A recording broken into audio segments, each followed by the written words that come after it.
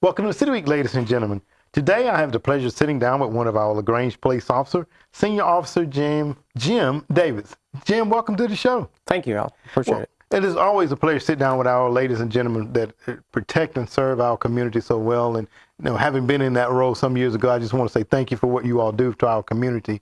And I know that the citizens can agree with that we do live in one of the greatest little cities in America, LaGrange, Georgia. And I think that's attributed to you all and the leadership that we have there in our police department. So thank you very much. Oh, well, we appreciate it, and it's my pleasure. Well, good. Jim, if you don't mind, tell us a little bit about, I know things have changed up since the days that I was down there some years ago. Tell us a little bit about your role, if you don't mind, first of all. I work in the community outreach unit now, which is basically, we connect with the community in a lot of different ways.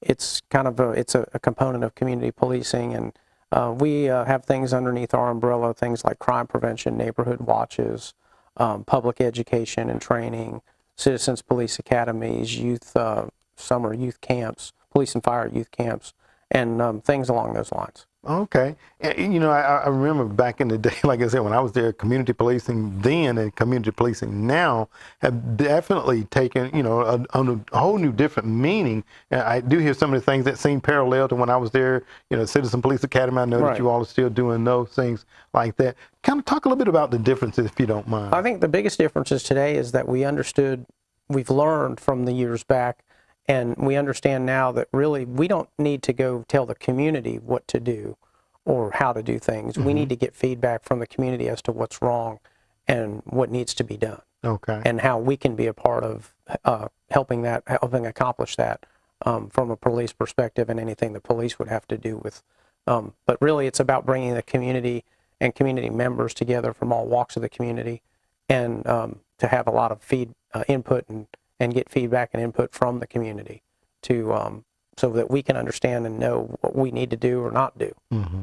Very good. I remember back in my days, we had like the various sections of towns, and I'm going to assume that the town is still kind of divided up. Like we used to have Zone A, various things. Can you talk about that a little bit? Yeah, it's still divided into zones. There's basically 7, and they're just numbered now. Okay. I think they used to be lettered. That's right. At the department, right. And the only difference now is they've changed to numbers, and I think we probably have more. I think y'all used to have maybe 5. Was that right? Okay. Mm-hmm. And now we have 7. So that's basically the biggest difference. But they're still just kind of broke down in terms of those are beats, if you will. And there's specific officers assigned to each of those zones. Absolutely.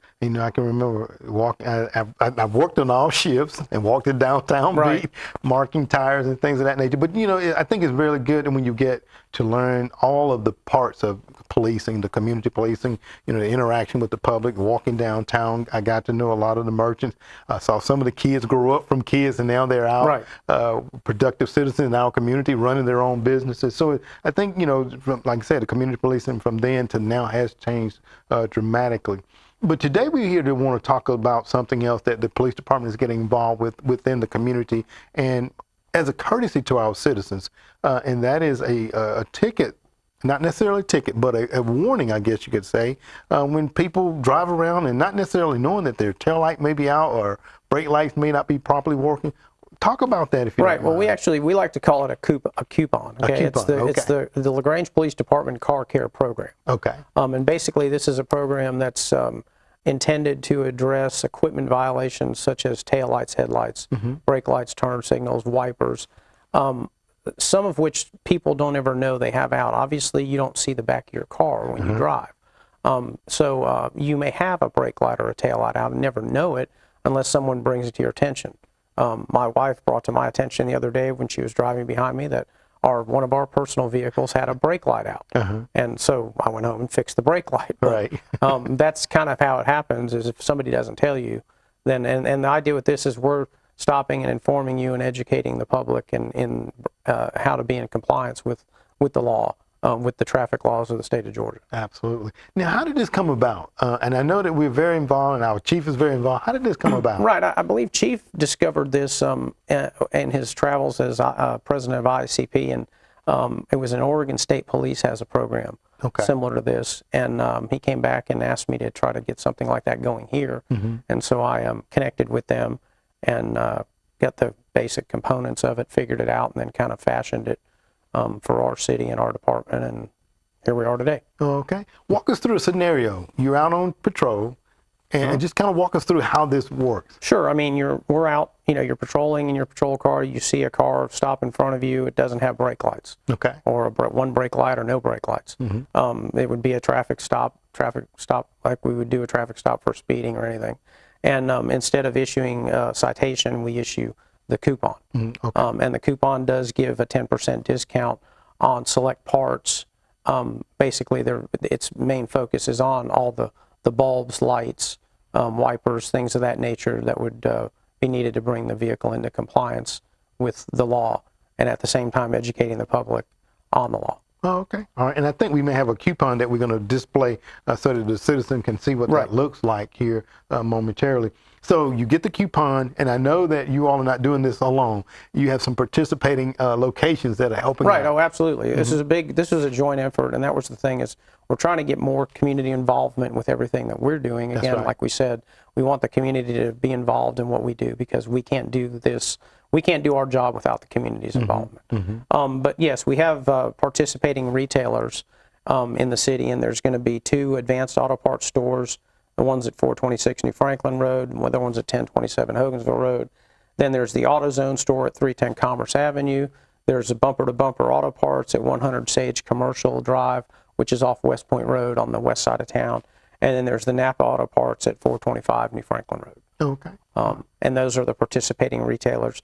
They will also find those retailers will have a large poster designating them as a participating retailer in the window also. Very good, very good. Now, and I know that, you get and I'm going to just hold this one up just in case. So they get this, and they are numbered. Right. Now, does this go into a database just like any other tickets? It does. We still have a record of the stop, and we use the coupon number in our record keeping for the stop. And then that goes to the retailer collects it, and is hopefully going to be holding on to them for us. That's what we've asked. So that we can go back and see how much participation there is, and it gives us some real feedback on the program itself and how many people are actually utilizing it. And initially, the first week, I know I've had several retailers tell me they've collected several coupons. Oh, okay. Well, very good. So that's a sign the program is working already? Yes, obviously. It's good. And I know we don't want to kind of get into any what-if scenarios, anything like that. But let's say, is there an expected time frame for the citizen once they get one of these to go and get? Yeah, I mean, they need to try to get it done within 30 days. That would be a good ballpark figure. I mean, it's everybody's busy. We have a life. We work, and so we understand, you may not get it done that day or whatever, but yeah, there is, in some reasonable time, getting into compliance. And again, and a lot of times it's a big safety issue, because if people don't have brake lights at all, you've probably experienced this, driving up behind someone and not realize they're slowing or stopping, and almost have a rear-end collision because of the fact that there's not a brake light in place. Absolutely. And I've heard you mention a number of times, education of the public. So I'm going to kind of make that assumption that from this program, this is the biggest takeaway from the program: safety and also education of the public. Is that fair to say? Yes, that's correct. It's providing public safety and education in traffic compliance with equipment on your vehicle, on your motor vehicle. And then again, it also gives us a connection, and the retailers a connection with the public and the community. The QR code on there also will take you to our Facebook page, where you can actually see the same information about the program and the participating retailers. Okay, very good. And this coupon entitled them to a discount on those products that they need to get their vehicle in compliance and stuff. Okay, very good. Now, a moment ago, you were talking about, the education and safety, and I know that you all have other programs that you all offer through the community outreach. Can you speak about some other programs that are geared toward safety and education as well? Well, we do a lot of, like we said, we have neighborhood watches. We do a lot of active shooter training, or CRAZE training. CRAZE is an acronym that stands for Civilian Response to Active Shooter Events. And the community outreach unit, we do that in conjunction with our training division. And Lieutenant Eric Lohr, and we do a lot of those for business and industry, but we'll do it for anybody and everybody. We even actually do a public offering. We try to do one every quarter or something to that effect, where we do a public offering at our training center or at some central public location or something like that. Okay. So if the citizens that are watching were interested in having, because I know that you all conducted one for us up at City Hall, and I think it's I think it's better to know and be kind of, proactive as opposed to being reactive. If there was someone that was watching, they'd like to get more information about how they could have one of those programs, completed at their workplace or their church or whatever, how can they get in touch with you? The best way is to email me at my city email, and that is jdavison@lagrangega.org. Okay. All right. Very good. And just make sure Davison is with one D at the beginning only. Okay. One D at the beginning. Right. All right. Very good. Well, good. And, again, we're here talking with Senior Officer James Davison about the car care program. Right. Have to do that one slowly. That's right. Do it slowly. And I think that, this is a very wonderful idea, because I know there's been times that I've been out and not necessarily knowing that my tail light was out or a blinker wasn't working. Right. And just so happen to have a friend maybe trailing me or someone and say, hey, your light's out. Right. And again, I think this is a great program, and I know that our citizens will thank you all very much for doing this to kind of alert them about, things that they may not necessarily pay attention to sometimes. Well, it's our pleasure, and we've had a lot of positive feedback, and we really appreciate the community's feedback and everything that we do, because again, this kind of gives us a guide or a barometer in order to do our job better, is to hear from our community and the people in our community. Well, very good. We wish you very successful on this, and if anytime we can help get the word out about programs like this, by all means, give us a call, and we'd love to have you on again. Most definitely. All right. Thanks, Al. Thank you very much. All right.